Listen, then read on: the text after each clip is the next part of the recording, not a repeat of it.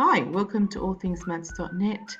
Today we'll be looking at how to compare your Google Forms attendance with that to your role. So basically, if you haven't seen my first tutorial on how to create a role, or if you don't know, how to create a form, and if you don't know how to create a form, then please go back to my first tutorial. Otherwise, just watch. It's really quick how we're going to do it from here.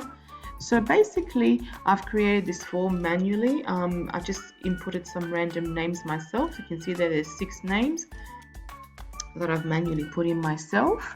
And I'm just going to modify the first name because some kids may think first name is their nickname or other name than that on their role. So I want to be explicit here and say spell exactly as per role. And that's it. Once that's done, what I'm going to do is I'm going to look at my responses and extract them here on the right. As you can see, that's the spreadsheet and it's beautiful. It's all done with my all made up names. I'm going to copy the first name list, but I just want to draw your attention to the left hand side here where all the dates and timestamp is done. I can also file and download here, and I can download it as Excel, but do that at the end. You don't have to do that now. So highlight all that, right click and copy, and then we're going to go to this list. So I just want to pause it again here, and I want to tell you about this list. Now this list you would get from anywhere like Central, any database where your school holds the names of your students for your class. So you can download that and just delete all the unnecessary fields and keep this one here. Now I'm comparing to first names, but you can compare it obviously to surnames, which is better, or you can compare it to email addresses, up to you. Okay, so let's keep going. Now I'm just going to Control V, which I've pasted the names. Now this is a really important step, so I'm really going to stop here for a second. So what I've done here, I've done it really quickly, but I'll slow down in my podcast.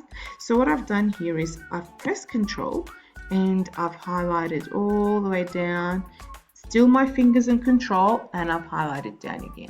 And the reason being is it's really important. Otherwise, Excel is not going to understand that you want those 2 columns together highlighted. Okay, now I'm just going to go conditional formatting up the top bar here in the home button, and I'm going to go to highlighted cells and duplicate values. Now instead of duplicate, I'm going to press unique, and what that does is it highlights all the unique cells in those 2 highlighted regions, and that's it. We can make it whatever color you want. I want red text because I want to see who's not doing the right thing. Okay, so Hassan obviously is missing in my first form. Armani is not in my form. Slayman is not in my form. Henry, and so forth.